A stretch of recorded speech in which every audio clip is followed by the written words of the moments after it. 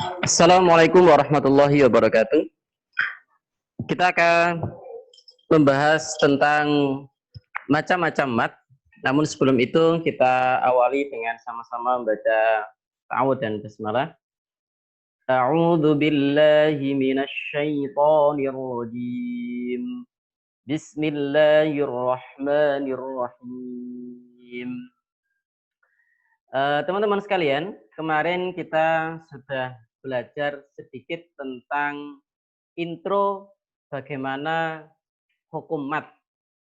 Saya ingin mengulang sedikit bahwa hukum mat itu hurufnya ada 3, yakni wawu, alif, ya, atau alif, wawu, ya. Mat atau dalam bahasa disebut panjang ini ialah fathah yang diikuti alif, kasroh diikuti ya sukun, dhammah diikuti wawu sukun. Hukum mat ini dibagi menjadi 2. Yang pertama adalah mat tabi'i atau mat asli. Dan yang kedua adalah mat far'i. Mat tabi'i ialah fathah diikuti alif, kasroh diikuti ya sukun, dhammah diikuti wawu sukun. Ini harus berpasangan. Kalau fathah dia akan menjadi mat ketika berpasangan dengan alif. Kasroh akan menjadi mat atau panjang ketika berpasangan dengan ya sukun, dhammah pasangannya adalah wawu sukun. Panjangnya 1 alif atau 2 harokat. Contohnya adalah qalu, nuhiha. Panjangnya nuhiha ini harus sama, rata. Tidak boleh ada yang lebih panjang daripada yang lain sementara dalam satu hukum. Yang berikutnya adalah mat far'i. Mat far'i ini dibagi menjadi 13. Ada mat wajib muttasil, ada mat jaiz munfasil, ada mat arif li sukun, ada mat iwat, mat silah, mat badal, mat tamkin, mat lain, mat lazim musaqqal kalimi, mat lazim mukhaffaf kalimi, ada mat lazim mukhaffaf harfi, dan ada mat lazim mukhaffaf harfi dan mat far. Nah, kita bahas yang pertama dari mat far'i atau mat cabang ini, yakni mat wajib muttasil. Apa itu mat wajib muttasil? Kalau dari sisi bahasa artinya mat itu berarti panjang, wajib itu ya wajib, muttasil artinya sambung. Sedangkan dalam istilah ini kita menyebutnya mat yang bertemu huruf hamzah dalam satu kalimat. Panjangnya 2 alif atau 4 harokat. Contohnya adalah idza ja'aka. Tadi kan? Idza ja'aka, kata ja'a. Ini adalah satu kata yang memiliki makna.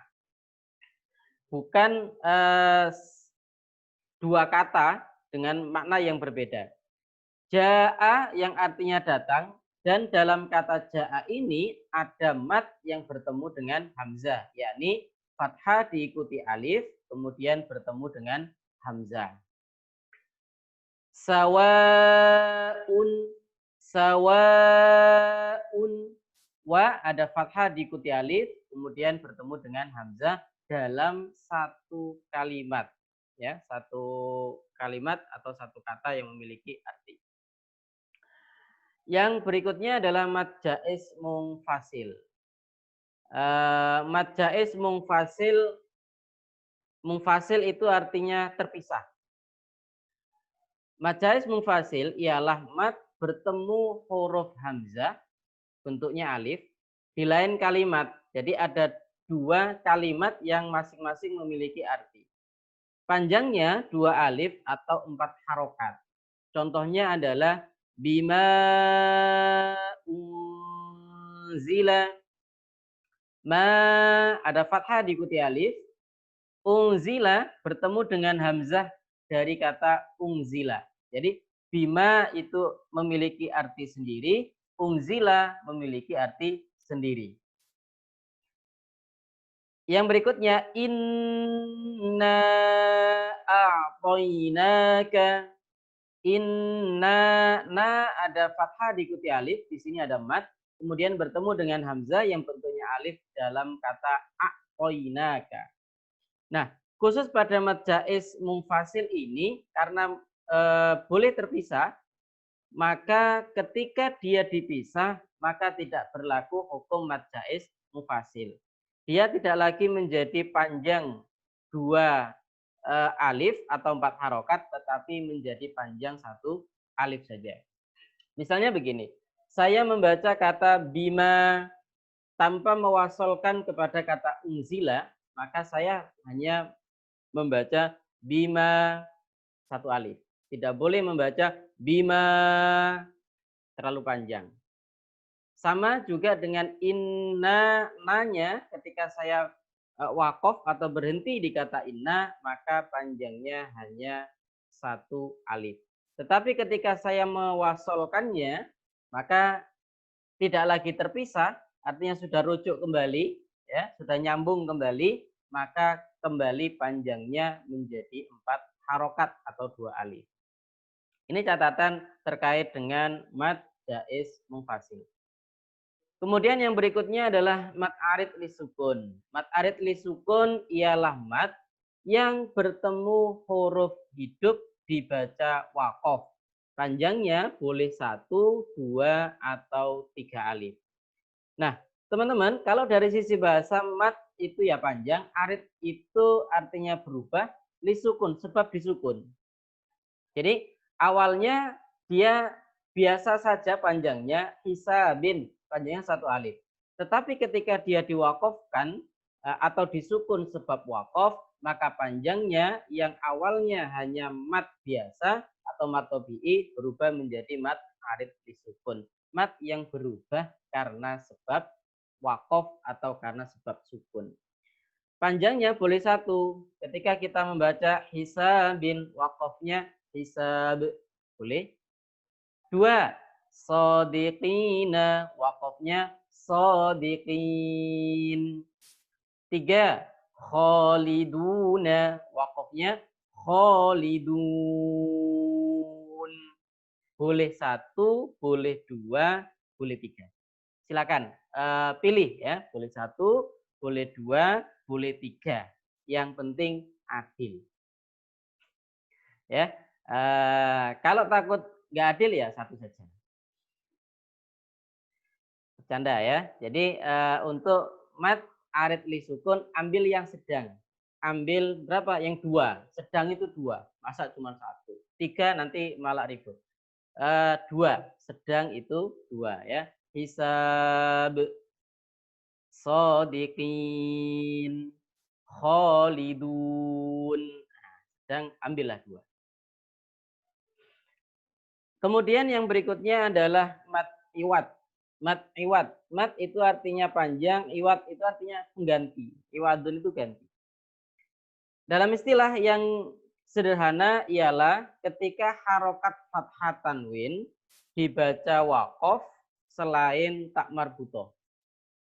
Panjangnya 1 alif atau 2 harokat. Contohnya adalah mubinan, ketika diwakofkan menjadi mubina, tanwinnya hilang.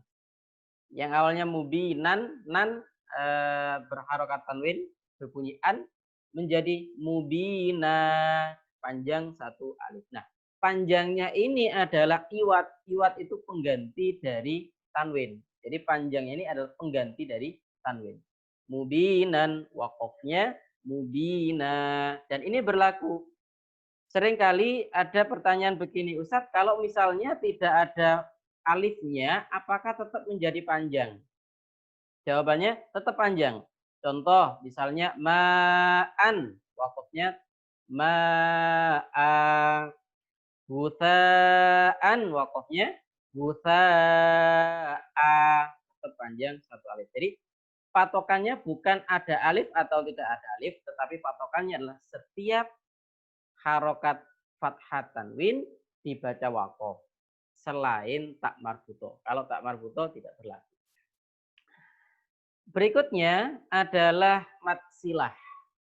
Apa itu mad silah? Mad silah ialah setiap hu dan hi, kata hu, kata hi, atau bukan kata ya, tapi huruf hu dan hi yang terletak di antara huruf hidup. Jadi dia diapit yang sebelum hak dia hidup, yang yang sesudah hak juga hidup. Jadi huruf sebelumnya dan huruf setelahnya itu sama-sama berharokat. Kalau tidak khawatir bingung kalimat hidup berharokat, gitu ya. Berharokat fathah atau dhamma selain sukun. Nah, mad silah ini dibagi menjadi dua. Yang pertama adalah mad silah qasirah, yang kedua adalah mad silah tawilah. Kita bahas mad silah qasirah dulu. Mad silah qasirah ialah mad silah yang bertemu huruf selain hamzah. Artinya ada kata hu atau kata hi yang di depannya bukan hamzah atau bukan alif deh. Ya, bukan hamzah yang berbentuk alif. Contoh, innahu kana, panjangnya satu alif atau dua harokat. Wahdahu la syarikalah, hu ini namanya mad silah qasirah. Kalau seandainya kita ditanya, coba ini wahdahu lahu bacaan apa? Jawabannya adalah hu bacaan mad silah qasirah. Apa sebabnya? Sebabnya adalah karena hu terletak di antara huruf hidup, bertemu selain alif. Yang berikutnya adalah mad silah tawilah. Mad silah tawilah atau mad silah yang panjang ialah mad silah yang bertemu huruf hamzah bentuknya alif. Ya, huruf hamzah yang bentuknya alif. Berapa panjangnya? Panjangnya 2 alif atau 4 harokat. Dhahrihi inna hi, perhatikan kata hi ini yang ada coret panjangnya ini panjangnya 2 alif atau 4 harokat. Kenapa? Karena mad silah ini bertemu dengan alif atau hamzah yang bentuknya alif. Malahu akhlada. Nah, seperti ini teman-teman. Jadi bisa membedakan antara mad silah qasirah dengan mad silah tawilah. Mad silah qasirah adalah yang bertemu selain hamzah. Sedangkan mad silah tawilah adalah yang bertemu dengan hamzah. Kalau qasirah panjangnya hanya 1 alif atau 2 harokat, sementara mad silah yang tawilah panjangnya 4 harokat atau 2 alif. Nah, ini materi tajwid atau materi pembelajaran metodologi pengajaran Quran kita di pertemuan yang kelima. Silakan teman-teman menulis nama atau komentar berupa nama sebagai daftar hadir. Kemudian teman-teman silahkan menuliskan pertanyaan. Jika ada pertanyaan-pertanyaan di kolom komentar, insya Allah nanti akan saya jawab. Terima kasih. Media yang saya bagikan ini adalah hasil evaluasi bahwa ketika kita live langsung menggunakan Zoom, itu beberapa mahasiswa atau beberapa peserta itu kesulitan. Ada yang kendalanya karena kuota dan lain sebagainya. Dan saya memilih membagikan berbentuk video agar supaya bisa diulang, agar supaya bisa dipelajari kembali ketika kendala-kendala itu sudah tidak ada. Terima kasih teman-teman. Silakan disimak, dipelajari dengan sesantai mungkin ya, agar supaya ilmu bisa kita dapatkan dengan keikhlasan dan juga rasa santai dan nyaman, namun tetap serius dalam mencari ilmu. Assalamualaikum warahmatullahi wabarakatuh.